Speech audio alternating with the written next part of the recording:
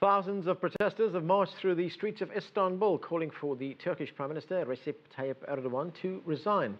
The Occupy Gezi demonstration in Istanbul is the first major protest the ruling party has faced since it came to power in 2002. CCTV's Michal Bardavid has more from Istanbul.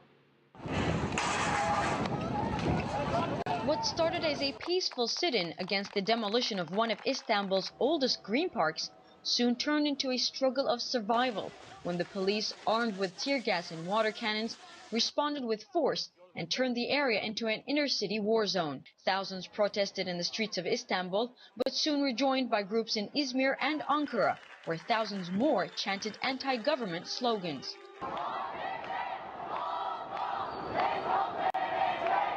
The General Secretary for the Istanbul Medical Association, Hüseyin Demirdizen, announced they had confirmed at least 15 head trauma victims, 8 people who have lost their sight due to pepper spray, over 800 injured, and an estimated 10,000 citizens who were affected by the clashes during the protests. At least 3 people are known to be in critical condition.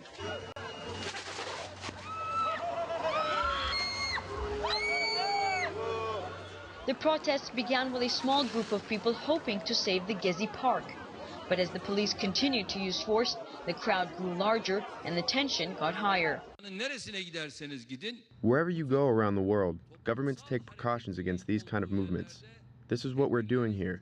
The misuse of tear gas by our security forces is being investigated by our ministry. I do not deny the abuse. The protest officially turned into an uprising, with thousands of people unifying and the social media naming it Occupy Gezi. While 3G internet connections were shut down, cafes gave their Wi-Fi access for free. Some pharmacists provided medicine and gas masks free of charge, and hotels and restaurants in the area gave refuge to victims of tear gas. Our people here be coming together to protest against the government, and here in this area the police put jammers. They cut every connection that we have with each other. So what can I say more? The protest may have begun with an eco-friendly cause, yet it seems the May 11 Reyhanlı car bombings that killed 51 people and the recent alcohol ban has built up anger in many of those walking the streets of Turkey's major cities. Michal Bardavid, CCTV, Istanbul.